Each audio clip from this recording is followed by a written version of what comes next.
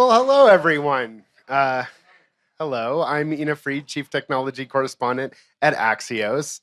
If you don't get my newsletter, I do a daily AI newsletter for Axios, axios.com/newsletters. Excited to kick things off with Aidan, the CEO of Cohere. You guys, obviously, enterprise AI is all your thing, but maybe explain to folks, what do you do and not do? Obviously, enterprise means you're not doing consumer chat bots, but what are you doing and not doing in the world of business AI? Yeah, so we're really focused purely on enterprise, in particular private deployments, and making it easier for enterprises to get to production. So POCs, I know, have been a super hot topic over the past year, but we're starting to see the market move. Proof of concept. Sorry, yeah, proof of concepts. Yeah, so just testing stuff, not actually getting value from it. But we're really here to unlock prod level use cases that deliver value. Core piece of that is delivering on privacy. If these models, these systems, can't access the most sensitive and valuable data in an enterprise, it can't automate work on top of it. It can't actually do the valuable part of what these enterprises want the technology to do. So we deploy completely privately. We also build a platform, which we launched 2 weeks ago, called North, which is an AI agent platform, which solves the integration piece. You need to plug these systems into the data sources and the tools that humans use in order for them to be able to do that work on their behalf. And so it solves all the integration problems with that piece of adoption. So I want to talk about agents because obviously it's the big buzzword. If we had a drinking game in Davos, every time someone said agent, we'd all be passed out. But there's a lot of different things people mean by agents. And I sometimes say agents little a or agents big A. It can mean everything from what I would think of as really a glorified chatbot. It's still returning information to a human. It's just doing some work on its own, but it's still really only returning information. It's not taking action. Then you have the whole range of actions. And I assume someday we'll get to a place where when we say agent, we mean an AI system that's doing a whole job, that's probably talking to other agents at other companies. What kind of agents are you building and your customers building today? What type of agents are we at? Yes, you can imagine within North, we're focused not just on question answering. Where we're going with North is very much about driving software on the user's behalf. And so they have access to the enterprise's CRM or its ERP or HR software, all your Google Workspace or Office 365. And so it can actually take actions on the user's behalf. Still, there's a human in the loop. The human needs to ask the model to do something. The model will attempt to accomplish it. The user might notice a mistake, give feedback, the model continues. And so it's really about a partnership or augmentation of the workforce as opposed to totally, you can do a job now with one of these agents. And that's what I think most people actually mean when they're saying they're doing agents. The buzz would make you think they're doing something else. And then I also want to understand where you fit in competitively, because we hear a lot about OpenAI, Microsoft, Google. My sense, especially with Microsoft and Google, is it's great if your company is entirely on their stack. You probably have a natural appeal then to go. But I imagine a lot of companies like what you're doing because you're not coming in with a bias. You're not trying to sell them your other stuff. How big does that play in? And am I talking about the right companies, or are you competing a lot with Salesforce and SAP and those companies? We really want to avoid vendor lock-in for our customers. We want to give them an open ecosystem where they can bring the applications that they want and not silo them and only have good performance on one stack. So North's whole priority is being agnostic to the different applications that you use. And each enterprise is a patchwork or a mosaic of a bunch of different applications with crucial data that lives all over the place. That's been part of the problem. And so that's why we've built North to unify that. But at the same time, companies like Microsoft, like Google, like Amazon, they're amazing partners to us. And they are the dominant hyperscaler cloud providers. And so definitely we deploy and we partner to get our models into those systems because that's where a lot of customers want them. Sorry, that's my rock music agent playing in the background. So another thing that I find is really helpful, I think everyone in Davos is still, they know they need to use AI, they want to use AI, they've been doing these proof of concepts. What's working? What are some examples? And I know North is new, so feel free to talk about the existing product. What are some of the good examples of things customers are doing and getting real value out of today? Yeah, well, I mean, it's a pretty wide swath because the technology impacts every single vertical. So, Sure. for example, we're partnering with RBC in the development of North, and a big part of that, they're a big bank, is touching the entire banking industry, which is knowledge workers. And so researchers, whether they're wealth managers or whether they're back office finance people, helping them with their tasks and getting them done faster. We've done some human studies with and without augmentation of these models, and we can see tasks that take hours to complete turn into minutes. And so that research augmentation use case has been super helpful. Another one that I'm really passionate about is in healthcare. And so use cases like summarizing longitudinal health records. So there are these massive databases of, for each patient, every interaction with a hospital, their GP, the pharmacies. And when they call into a receptionist to get an appointment with a doctor, they say something like, "My knee hurts." And a doctor, just due to supply constraints, there's not enough doctors, they don't have time to go back through your entire medical history to relate this to something that happened 5 years ago, a sports injury, something like that. But a model can, trivially, within seconds. And so we can improve care, we can, and just save doctors time so that they can spend more time with the patient. In addition to those being very interesting use cases, the thing that struck me right off the bat is the two examples you give are pretty highly regulated industries. Is that not a challenge? I mean, it's great that you're working in those things, but it's the existing regulations, HIPAA in the case of US medical, plenty in the financial thing. Is that not a barrier? I think, no, it's definitely something that it's a bar we need to hit in terms of privacy and efficacy of these systems. They are regulated, and that's because they're so important. They're so crucial to our society, and they are the most valuable pieces in terms of impact.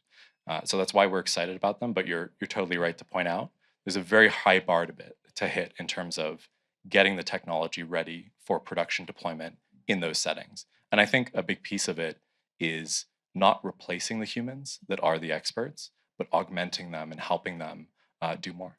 And a lot of it is information synthesis, as you say. There's so much information that is in a business that, again, in the healthcare especially, there's just not someone that has time to connect the dots. I mean, my sense is one of the things that AI is really good at today is surfacing a bunch of possible connections. You still want to train human. I think about it in journalism. I want to do data journalism. I want the AI system to flag a handful of anomalies, a handful of patterns. It still takes me going, oh yeah, that's just because we had a super hot summer or whatever, but then say, oh, that's really a story. And it seems like there's a lot of business value, again, as you say, across every vertical. What isn't working? When companies aren't being successful, when your customers are getting stuck or people come to you because their first thing didn't work out, what are some of the things that lead to it not getting the results they want?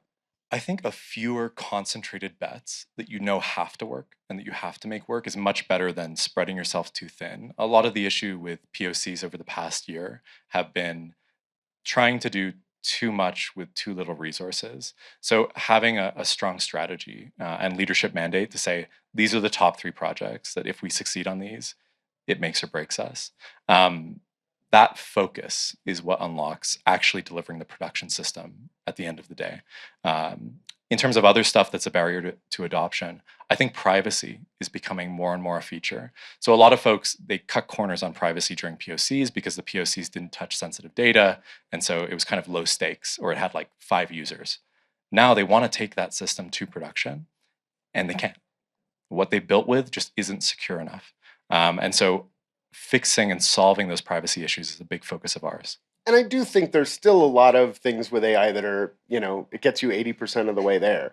And if you don't have enough skills on your team to get over the hill, you have a nice demo, you have a great proof of concept, and something that's very hard to put into production. Is that just a barrier that's easily overcome, or are the AI systems still struggling to be good enough at some of the tasks that we're trying to give them? Obviously, there's things they can't do today that they'll do tomorrow, but are most of the things that customers want to do today doable, or when are they finding that they can get part of the way but not all the way? I think overwhelmingly right now in enterprise, the tasks are too easy.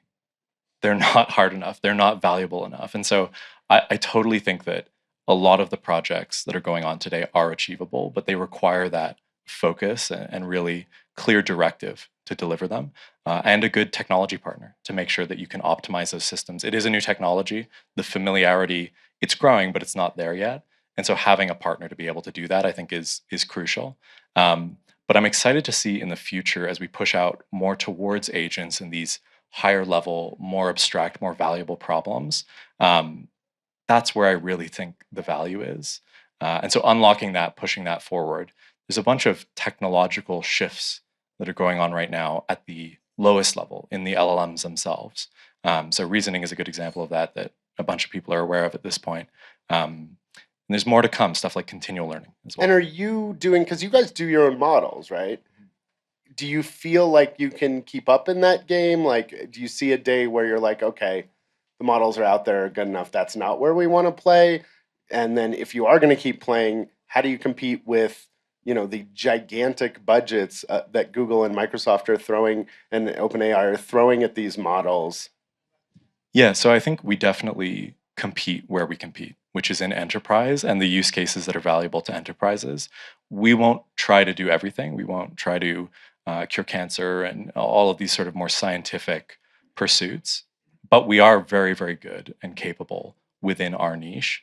In terms of how we compete in the application space, I think if you don't build the model, you can't deliver the user experience. You have to be able to control the model because the model is the experience. It's the quality of the agent's ability to get stuff done on your employee's behalf. And so if you're taking from open source or you don't control that piece of the stack, you're going to deliver a worse product. And we've found that in the development of agents inside North. And where do you think you are relative to competitors on, say, reasoning? That's the biggest thing, has been everyone kind of sucked up all the information on the internet. Everyone got to roughly similar levels of performance. There's not more publicly available data in English, easily consumed, available. So, the next trick, if you will, the next thing has been, okay, let's stop and actually do some reasoning. Where are you all on that? Well, it's been percolating under the water for a while. We released a paper on reasoning and test time compute about a year and a half ago. But the production systems have really just hit the market in this past quarter, and we're excited to put those into North quite soon. But I also don't think it's just reasoning. I think there's a notion of personalization that's crucial for the enterprise. If they don't understand the context of your enterprise, the systems inside, the knowledge and data inside, the utility is fundamentally bottlenecked. And so there's this second thing, which I think it'll come this year or next, which is continual learning or learning from experience. The status quo is that we build models, we spend hundreds of millions of dollars building them, and then they're frozen. And yeah, they're out there talking to people, doing things on behalf of people, but they're not learning. They're just static and everyone talks to the same version. There will be breakthroughs coming soon which unlock the ability to learn from experience. And you can imagine working with this model and asking it to do something, and it fails. It's fine. Interns fail. Failure is not a bad thing. But the thing about humans is that when you teach them how to do it properly, when you correct them, they remember that forever. They'll never make that same mistake again. And so they grow with you over time. That's what experience is. So giving that to the underlying technology will unlock dramatic lifts in terms of value for the enterprise. So we're excited to push that forward. And geographical expansion is another area where I know you're focused. You have a big partnership with Fujitsu in Japan. How's that going? Are you looking to expand from there? Yeah, we just hired, so it's a new partnership. We collaborated on developing a Japanese language model called Takane, and Fujitsu is an incredible partner, powers massive swaths of the Japanese economy. So we've had a lot of excitement around that model, and we at Cohere have just hired our first employee in Tokyo and are opening an office there. So we're excited to invest, and also throughout the world, the Middle East, in Korea, in Southeast Asia. We really want to bring this technology to many more languages, because for those populations, if the tech doesn't speak your native language, you don't actually realize the productivity gain. And we can't have our partners, our allies, miss out on this lift of productivity. So a big focus is with us partnering as a technology partner to the local champions in these countries. Well, I'd love to keep chatting. Unfortunately, we're going to have to leave it there. Aidan from Cohere, please. Thank you. Thank you so much. Thank you.